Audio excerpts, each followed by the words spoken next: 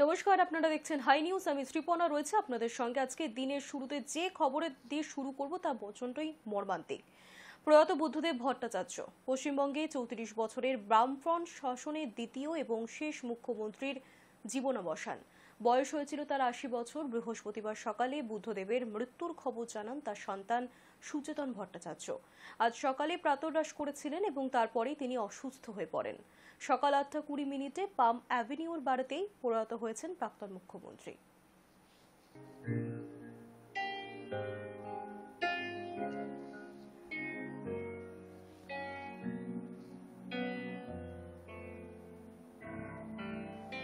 প্রয়াত প্রাক্তন মুখ্যমন্ত্রী বুদ্ধদেব ভট্টাচার্য, বয়স হয়েছিল তার 80 বছর। বৃহস্পতিবার সকালে 8:20 তিনি প্রয়াত হন। শোকের আবহ রাজনীতি মহলে।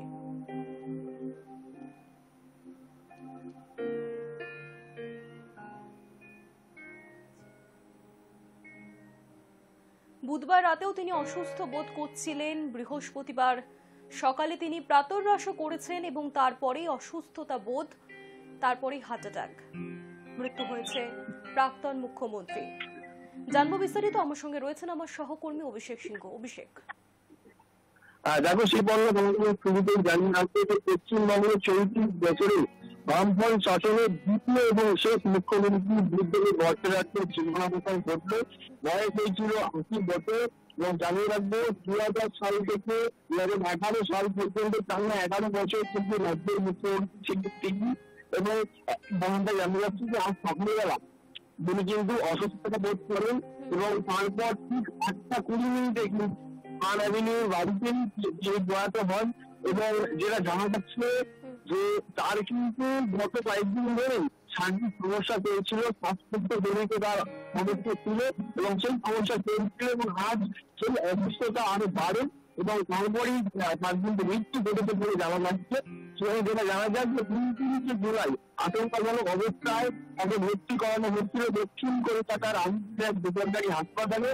বেশ কয়েকদিন তাকে ভর্তি রাখা হয় এবং তারপরে নিউমোনিয়া আক্রান্ত ছিলেন তিনি এবং ফুসফুস এবং শ্বাসনালীতে মারাত্মক রকমের সংক্রমণে ধরা পড়ে এবং তারপর হাসপাতালে প্রথম কয়েকদিন মূলত আচ্ছন্ন অবস্থাতেই ছিলেন তিনি এবং তারপর হাসপাতালটি সেরে ওঠেন এবং 12 দিনের মাধ্যমে তিনি ছাড়া পান, বাড়িতে ফিরে আসেন এবং তারপর বিভিন্ন রকম চিকিৎসকের মধ্যে কিন্তু তিনি থাকতেন। দীর্ঘদিন ধরেই তিনি গুরুতর শ্বাসকষ্ট অবস্থা গৃহপুঁজিতে কিন্তু ভুগছিলেন। অসুস্থতার কারণে শেষ কয়েক বছর তার থেকে গৃহবন্দী হয়েছিলেন এবং একাধিকবার তিনি হাসপাতালে ভর্তি হয়েছেন। 2020 সালে ডিসেম্বর মাসে প্রথম শ্বাসকষ্টটি হাসপাতালে ভর্তি হয়েছিলেন। তারপর 2021 সালে মে মাসের মাঝামাঝি কোভিড আক্রান্ত হয়ে তিনি হাসপাতালে ভর্তি হয়েছিলেন এবং এবার তার কিন্তু বাঁচানো থাকে না এবং এই শ্বাসকষ্টের কারণেই কিন্তু তার সমস্যা এবং তারপরে হৃদরোগে আক্রান্ত হয়ে তার মৃত্যু ঘটছে বলে জানা যাচ্ছে। এবং এই মুহূর্তে যেটা জানা যাচ্ছে যে এখনো লোক পর্যন্ত সেটা কিন্তু 5টা পর্যন্ত ভর্তি থাকবে। তারপর আজ দেশ সংরক্ষিত হবে এবং কাল সকাল 10:30 থেকে আলিমুদ্দিনে দেহের মাথা থাকবে এবং শেষ শ্রদ্ধা জানানোর জন্য কাল বিকেলে তাকে নিয়ে যাওয়া হবে। শেষ শ্রদ্ধা জানানোর জন্য নিয়ে যাওয়া হবে এবং তারপর দেহ দান করা হবে। ধন্যবাদ অভিষেক।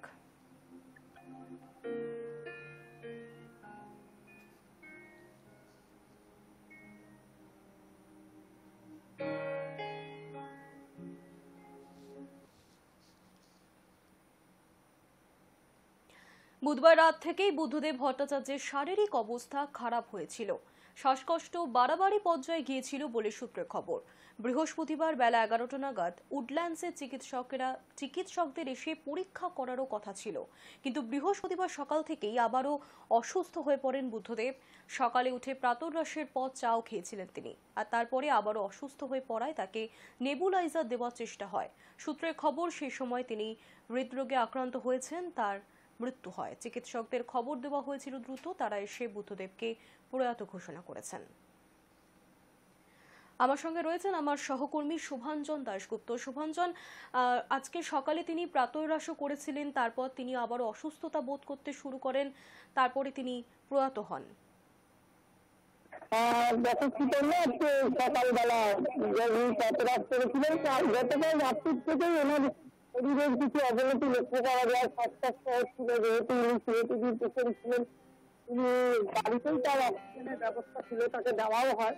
তারপরে রাত্রে কিছুটা স্বস্তি বোধ করেন, সকালবেলা উনি উঠেছিলেন, তারপরে তিনি যাতায়াত করেন, কিন্তু তারপরেই তার কার্ডিয়াক অ্যারেস্ট হয়।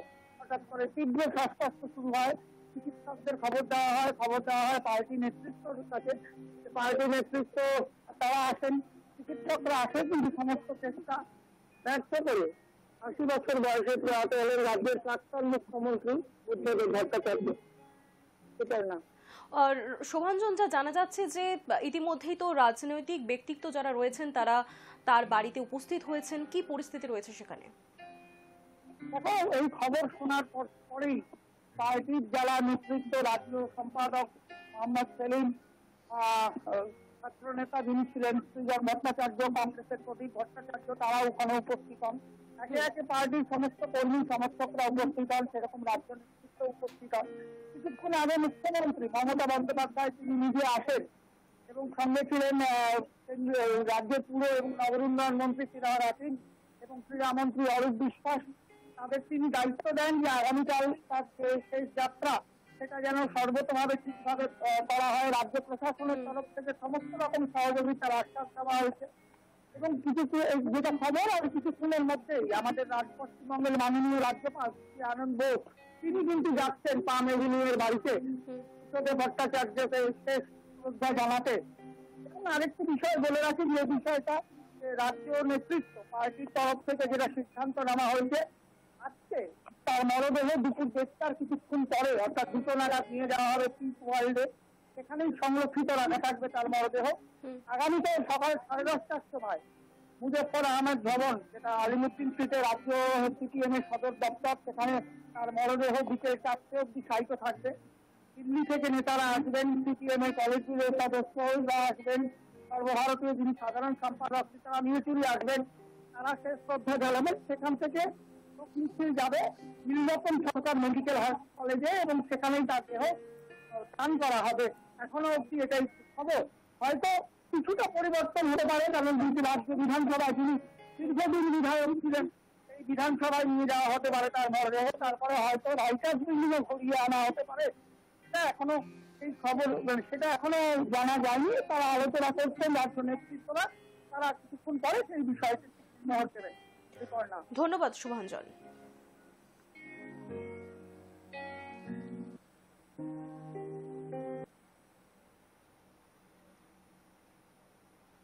প্রয়াত প্রাক্তন মুখ্যমন্ত্রী শোকবার্তা জানালেন মমতা বন্দ্যোপাধ্যায়। এক্স হ্যান্ডেলে তিনি লিখেছেন, আমি মর্মাহত।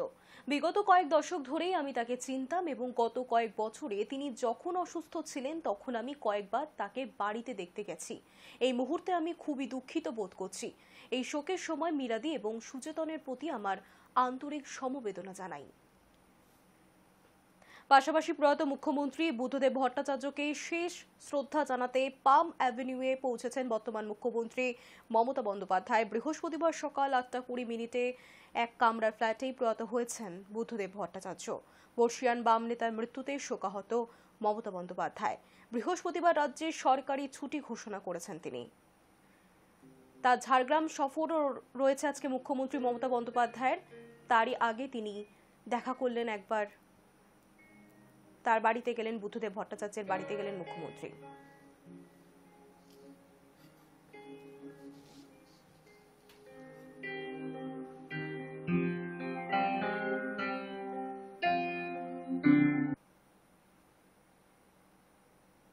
প্রয়াত রাজ্যের প্রাক্তন মুখ্যমন্ত্রী বুদ্ধদেব ভট্টাচার্যের শেষ যাত্রা বৃহস্পতিবার হবে না জানালেন সিপিএম এর রাজ্য সম্পাদক মোহাম্মদ সেলিম। শুক্রবার সকাল 10টায় আলিমুদ্দিন স্ট্রিটের দফতরে আনা হবে বুদ্ধদেবের দেহ। সেখান থেকে বিকেল 4টের সময় শুরু হবে শেষ যাত্রা। তবে শেষকৃত্য হবে না। বুদ্ধদেব ভট্টাচার্য দেহ দান করে গিয়েছিলেন, তার ইচ্ছে অনুযায়ী প্রাক্তন মুখ্যমন্ত্রীর দেহ দান করা হবে।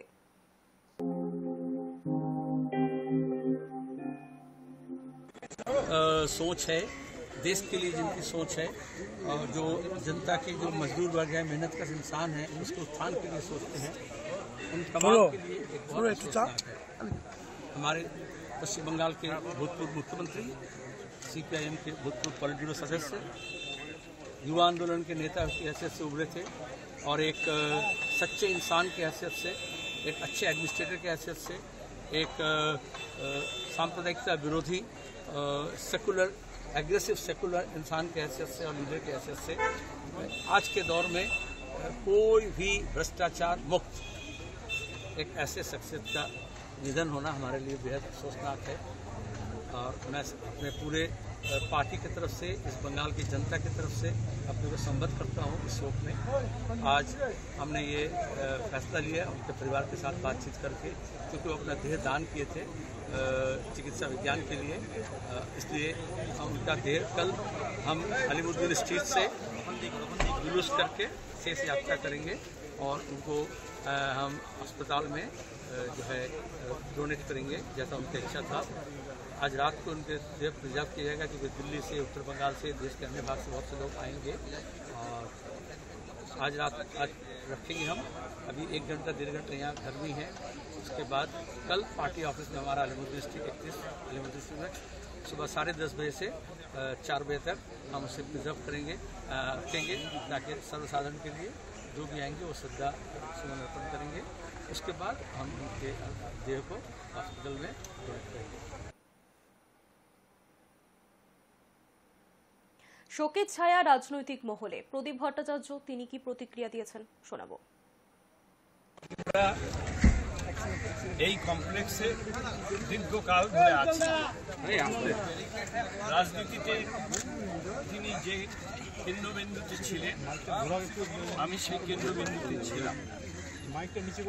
আমার মনে আছে বাংলার মুখ্যমন্ত্রী, আরে মোবাইলটা নামাও, আমি বাংলা বঙ্গের কিন্তু তার সঙ্গে আমার কখনো রাজনৈতিক তিক্ততা তৈরি হয়নি। তার সঙ্গে যখন কথা হতো অত্যন্ত স্পষ্ট, সুন্দর, সৌজন্যতা রক্ষা করেই কথা হতো। একটা সামাজিক বন্ধুত্ব আমাদের মধ্যে ছিল এবং সামাজিক বন্ধুত্বটা কখনো আমরা ভাঙতে দিইনি, উনিও ভাঙিনি, আমরাও ওনার ভিতরে একটা অত্যন্ত সৌজন্যতা বোধ ছিল, সেটাকে আমি যথেষ্ট সহিষ্ণুতা। তার মৃত্যুতে আমি মনে করি বাংলার রাজনীতির ক্ষেত্রে একটা বড় সমস্যা। আপনার ব্যক্তিগত কতটা ক্ষতি হলো? আপনার তো ব্যক্তিগতভাবে খুবই বন্ধু ছিলেন। কোন দিনে, মানে ধরুন উনি অসুস্থ তো বারবার হয়েছে, আমি তো কোভিডের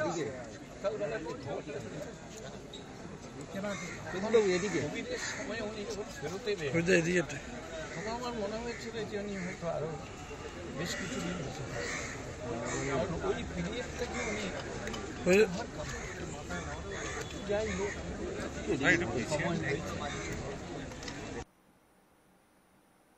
নিউজ টুডে এখনকার মতো এই পর্যন্তই। দেখতে থাকুন হাই নিউজ, নির্ভীক নিরপেক্ষ।